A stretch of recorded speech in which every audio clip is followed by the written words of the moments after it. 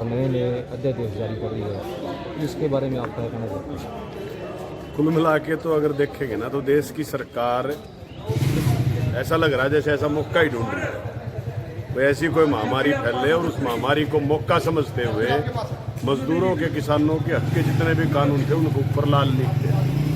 चाहे वो किसानी के 3 अध्यादेश जिस पर पूरे देश में बवाल मचा हुआ है, और इसके साथ साथ लपेट दिए गए मजदूर भी, उनके हक के कानून जो देश की आज़ादी के आंदोलन में बने थे, उन 44 श्रम कानूनों के स्थान पर ये 4 लेबर कोड लेके आ गए। भवन निर्माण के मजदूरों का कल्याण बोर्ड बना हुआ है, पूरे देश के अंदर 61,000 करोड़ रुपया जमा है। उसको पीएफ का बोर्ड है, ईएसआई का, आपका जूट के मजदूरों का, चाय बगान के मजदूरों का, ट्रांसपोर्ट के मजदूरों का, इस तरीके के 16 कल्याण बोर्ड हैं। उन सबको मर्ज करके एक जगह लेके जाना चाहती है सरकार। पैसा है वो स्टेट के बोर्डों का, उस सारे पैसे को अपने पास इकट्ठा करना चाहती है। और असलियत में नजर तो ये है कि उस पैसे को अपनी मर्जी से कहीं इस्तेमाल किया जा सके, और कहीं का मतलब सीधे तौर पर है कि देश की पूंजीपतियों के हित में उसको कैसे इस्तेमाल किया जा सकता है। और यही कारण है लॉकडाउन के पीरियड में लोगों की तो आमदन घट गई, लेकिन देश का बड़ा जो सरमाएदार है अंबानी, वो चौथे नंबर का उद्योगपति बन गया, पूरी दुनिया का चौथे नंबर का पैसे वाला बन गया। क्यों बन गया? क्योंकि सरकार की नीतियां आम जनता के खिलाफ हैं और देश के बड़े पूंजीपतियों के हक में हैं। आज यहाँ मीटिंग भी कर रहे थे, हम इसी सवाल को लेकर कर रहे थे कि एक तरफ पैसे का रोना रोया जा रहा है, निर्माण मजदूर कल्याण बोर्ड में 4,000 करोड़ रुपए जमा है हरियाणा के बोर्ड में, और कोई किसी से पूछने की जरूरत नहीं, बोर्ड का पैसा है, लाखों की पेंडेंसी है फार्मों की पूरे हरियाणा की। उसको करते क्या है, उस पर ऑब्जेक्ट कर देते हैं, ऑब्जेक्शन लगा देते हैं, फिर पेंडेंसी खत्म हो जाती है। चंडीगढ़ बात करते कहते पेंडेंसी नहीं है। अब आप किसी भी फार्म पर इतना भी ऑब्जेक्शन है कि आपने मोहर ये ऊपर क्यों लगाई, नीचे क्यों नहीं लगाई। अब क्या मतलब है भाई? हमने सारे कागज दे दिए, आधार कार्ड मैंने दे दिया, राशन कार्ड मैंने दे दिया, बैंक अकाउंट मैंने दे दिया, फिर भी कहेंगे सारे कागज जो है ऑफलाइन दे के जाओ, अपलोड करो आप। अरे भाई, जब सारा डाटा तुम्हारे पास पहले है, होना तो ये चाहिए कि मैं एक क्लिक करूं। ऑनलाइन का मतलब ये है कि मैं एक क्लिक करूं और मेरे खाते में पैसा ट्रांसफर होना चाहिए। असलियत में ये है कि ऑनलाइन तो ये बहाना है। कुल मिला के गरीब लोगों के जो हक हकूक हैं उसके ऊपर देश की सरकार, प्रदेश की सरकार हमला कर रही है, बहाना ढूंढ रही थी ये। और इस लॉकडाउन के पीरियड में भी हमने मांग की कि 5,000 रुपये प्रति निर्माण मजदूर जो है मदद की जाए।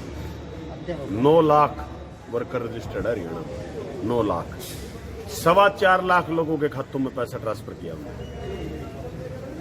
कारण क्या बताया कि बाकियों के आधार कार्ड हमारे पास नहीं। अरे भाई, भूख तो आधार कार्ड ले पूछ के नहीं आती, भूख तो ये नहीं पूछती ना इसका अकाउंट नंबर है कि नहीं। आपके पास पटवारी हैं, पंचायत सेक्रेटरी हैं, सरपंच हैं, आप करो पैसा रिलीज। क्यों नहीं आप गांव में पता करके ये रजिस्टर्ड है या अनरजिस्टर्ड है, निर्माण का मजदूर है, इसको पैसा देना क्यों नहीं भेज सकते आप उनको? लेकिन असलियत में नीयत में खोट है सरकार का।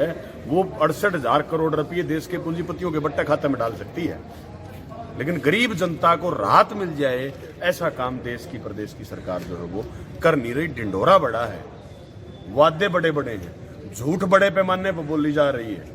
मतलब 2 साल पहले जो प्रधानमंत्री ने कहा रेलवे से मेरा बड़ा गाढ़ा प्यार है, मैं उसको प्राइवेट नहीं होने दूंगा। आपके सामने है कितनी रेलें प्राइवेट होने जा रही है। अब ये किसानी वाला पर कह रहे हैं कि एमएसपी में कोई छेड़छाड़ नहीं होगी, मंडी सिस्टम बंद नहीं होगा। मैं जो इलाका जहाँ से मैं आया हूँ, शहर के आसपास से सरसों की फसल होती है, यहाँ नहीं होती होगी, यहाँ गेहूं की फसल होती है। 4425 रुपये सरसों का रेट था, सरकारी रेट बता रहा हूँ मैं आपको। एमएसपी सरसों बिकी 3200 रुपये भी, 3500-3600 रुपये। जब सरकारी खरीद की गारंटी नहीं होगी तो क्या बचेगा फिर? आप एक दूसरी तरफ ये कह रहे हो कि भाई आपकी खेत में जाके फसल खरीद लेगा। अरे भाई, खेत में जाके फसल तो ईब भी खरीदे हैं, अब क्या खरीद नहीं रहे? वायदा कर लेगा आपसे इतना मिलूंगा मैं, तो मंडियों की तुमने जरूरत नहीं बचेगी। जब सरकारी खरीद सरकार नहीं करेगी तो जो अनाज मिल रहा है राशन डिपो वो भी बंद हो जाएगा लोगों का। उसमें भी कैश ट्रांसफर की बात आ गई कि सब्सिडी को ट्रांसफर करेंगे खातों में। मिड डे मील में कैश ट्रांसफर की बात आ गई, आंगनबाड़ी में कैश ट्रांसफर की बात आ गई। कुल मिला के अगर सारी चीजों को देखोगे तो ये लोगों के हक जो है उनको छीनने की तैयारी है। भगत सिंह जैसे लोगों ने 23 साल का था भगत सिंह जब फांसी पीटा, और मजदूरों के खिलाफ कानून पास हो रहा था देश की संसद में, असेंबली बोलते थे उस टाइम अपनी इसी संसद को। उसने बम फेंका, मन से नहीं मरा कोई, उसने कहा कि बहरी है सरकार, उसको आवाज की जरूरत है। और आज मैं बम फेंकने की नहीं कह रहा, लेकिन लोग मुट्ठी तान के एकजुट होके सरकार के खिलाफ आवाज उठाएंगे तो इस राज को माननी पड़ेगी, सुननी पड़ेगी, क्योंकि चमचागिरी पूंजीपतियों की सरकार कर रही होगी। वोट देश की आम जनता ने सरकार को दिए, उनके दम पर सरकार चुनी गई है। वो नहीं सुनेंगे तो आड़े तो 20-20 साल राज करने वालों के तख्ते पलट दिए। हरियाणा में भी भूपेंद्र सिंह हुड्डा कहता था कि मेरे को बदलने वाला नहीं है, पलट दिया लोगों ने। इनको भी कोई नहीं बख्शेगा, और इनको तो लग भी चुका था झटका।